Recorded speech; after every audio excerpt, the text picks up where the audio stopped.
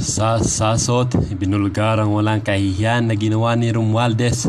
Mahigit 1.6 billion extraordinary expenses ang nagastos itong tambaloslos na ito.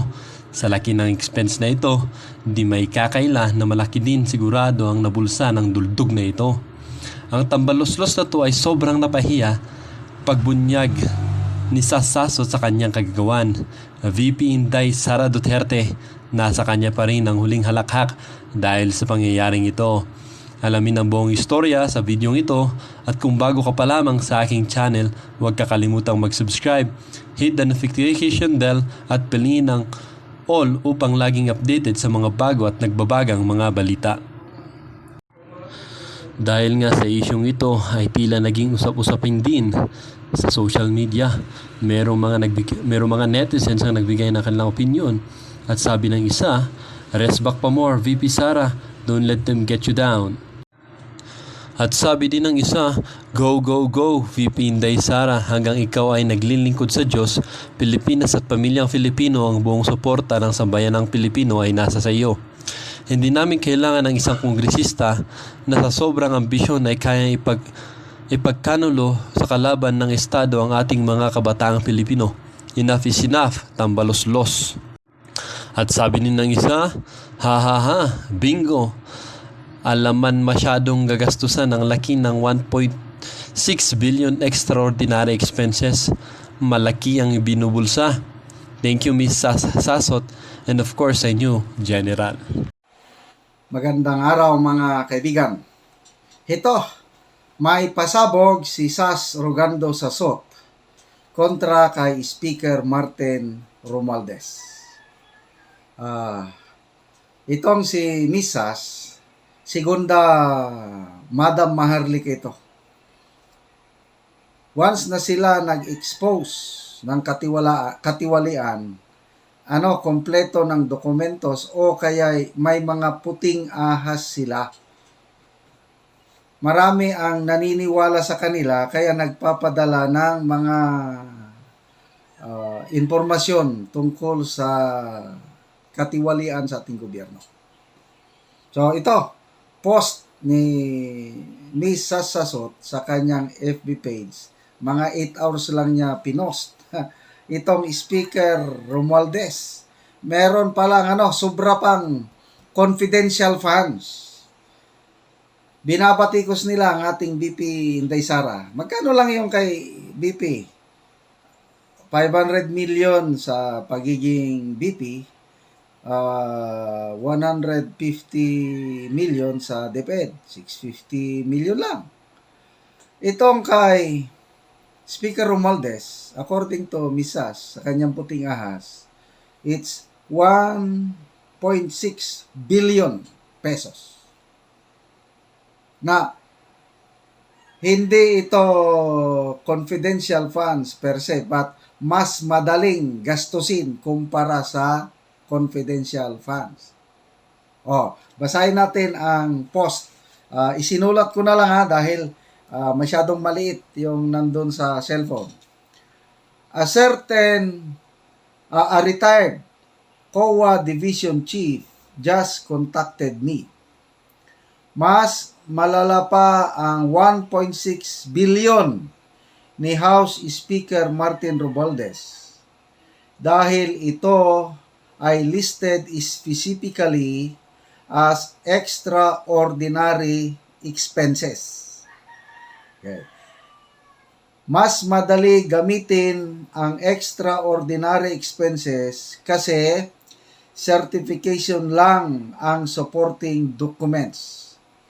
Mas matindi ang confidential funds kasi ang daming kailangang isubmit sa COA.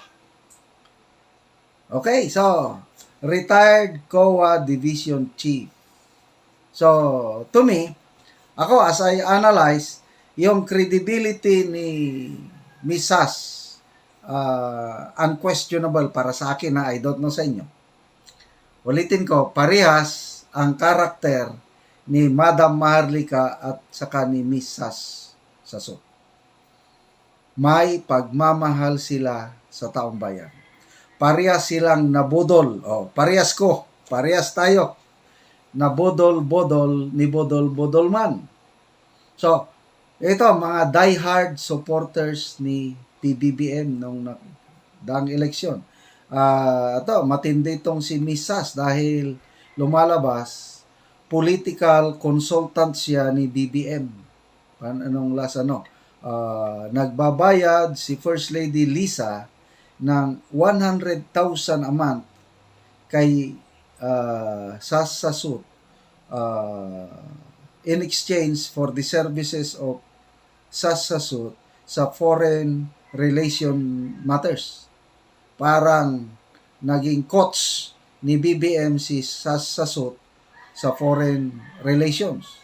Kaya tingnan nyo, nung nagdaang eleksyon, pagdating sa mga debate o mga interview, magaling si BBM pa noon dahil tinuturoan siya ni Sas Rogando Sasot.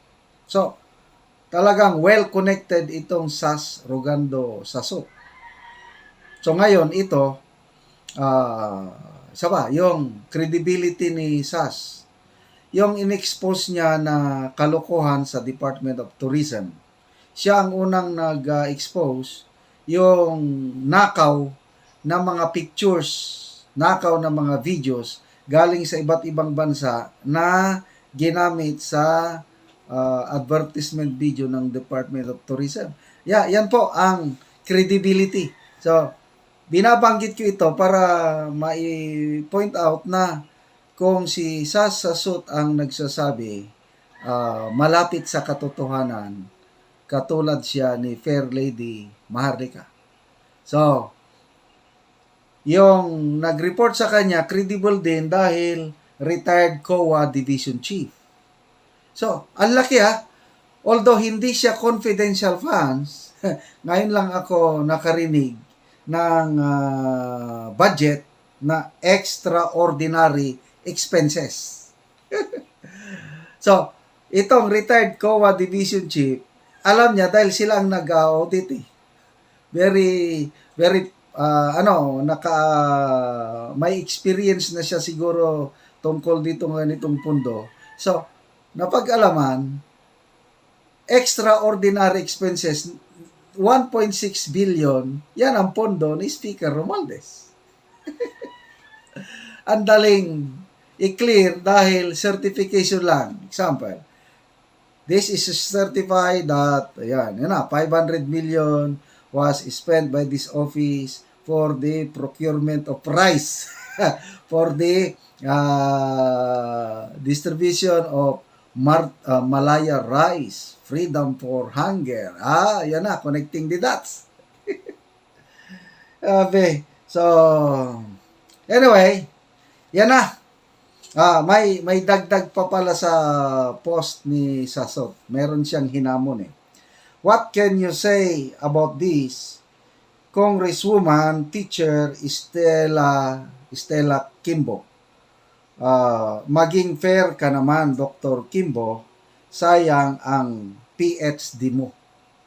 So, itong si Congresswoman Stella Kimbo, dati siya yung defender ni BP Sara pagdating sa confidential and confidential intelligence fund. Dinidepensahan niya si BP Sara But later on, parang nagreklamo ang mga party mates ni Kimbo sa Liberal Party. Dilawan pala ito Na bakit mo dinidepensahan niya ang kalaban natin, Duterte yan? So, wala na. Nagbalimbing na itong Stella Kimbo. Dati tinutulungan niya si BP Sara sa Intel Funds. Ngayon, hindi na. Isa na siya, member siya sa small committee sa Congress para i-reallocate ang confidential Intel Fund ni BP Sara, dadalhin na sa iba't ibang ahensya. Kaya, ayun, tama nga naman si Sasot na maging fair ka. Dahil, I'm sure, ang alam ko rin, Vice Chairman itong si Congresswoman Kimbo sa House Appropriations Committee. So, very powerful. Alam nila tungkol. So, wala talaga mga kaibigan. Niloloko lang talaga tayo nitong ating mga lawmakers, mga government officials. Ang lalaki ng mga pundo nila. Tapos, ganyan lang. I-spend lang kung ano-ano. Okay lang yung 1.6 billion kung i-spend para sa taong bayan, no problem. Paano kung i-donate na naman? Kaya pala, kayang-kaya ni ito, ngayon ko na lang naintindihan, ano? If this allegation, ulitin ko, allegation lang ito kasi post lang ni Sasot, tapos may nag-report sa kanya, so hindi pa rin proven ito, allegation lang. Kaya lang, ibang kasabihan, kung may apoy, may usok. So ito, usok ito. If proven true, kung totoo talaga na may ganitong budget ang Speaker of the House, extraordinary expenses, 1.6 billion, no wonder, kayang-kaya ng Speaker of the House mag-donate ng $2 million sa Harvard. Ilan lang yun yung $2 million, 112 million pesos. 1.6 billion. Andali. So, grabe. Punta tayo sa, yung Malaya Rice. Tama talaga si Madam Maharlika. Bullseye na bullseye. Swak na swak yung kanyang expose na magkakaroon ng ganyan. Meron na ngang packaging pinakita ni Madam Maharlika yung sako kung saan ilalagay yung bigas, 15 sacks of rice plus 1,000 pesos cash. So, saan kinuha yung pambili ng bigas? Baka dito na sa extraordinary expenses. So, MR. Yon ang pakete o yung sako ng bigas. MR, Malaya Rice daw yung MR. Ano yung Malaya Rice? Freedom from Hunger. Kaya lang, MR, di ba, Martin Romualdez. So, ito, mga mga klaro na pamumulitika. So, ang Pilipino naman ngayon, dahil sa social media, madali ng exchange of information. Tapos, ang mga nakakaalam sa mga informasyon, isang text lang o isang message lang, nakakaabot na sa gusto nilang. Kaya, ang bilis. Kaya, napakaganda ngayon ito. As a vlogger, I feel it is my duty to inform my viewers. Lalo na yung mga kaparehas ko na nabudol-budol. Para magkaisa tayo, para habang nag-iingay, habang may Maharlika, habang may Sasasot, at Princess Maui, sino pa, marami pa, yung mga Banatero vloggers, marami pa, yung mga nagbubulgar sa mga kamalian.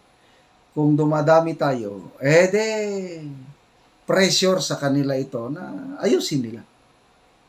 Example, yung ginawa ng Banatero vloggers, in-interview nila si DJ Bantag. O nag-react si Boying. Mga kasuhan, ipakulong. Yung pala, walang nilabag na batas. Dalawang abogado na, batikang abogado ang pumuna kay Boying. Una si Attorney Sal Panelo, nagpaliwanag na walang nilabag na batas yung tatlong vloggers. Pangalawa, si Senator Coco Pimentel, bar-top na chair.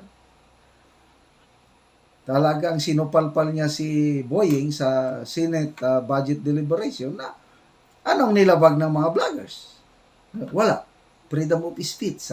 Inamin ni inamin ni Boying na there is freedom of the press, media, or press. Kaya lang, ang kanyang punto is, dapat igalang niyo ang batas. may warrant of arrest na yung tao, i-interviewin nyo pa. Ganun ang kanya eh.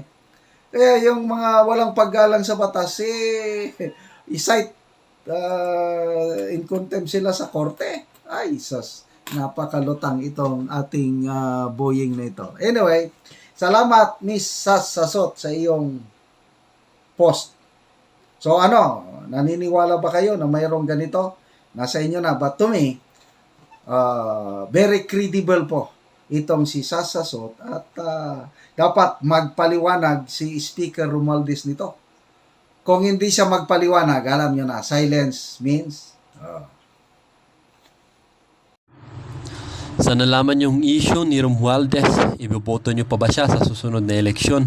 Ganyan ba ang gusto nyong leader?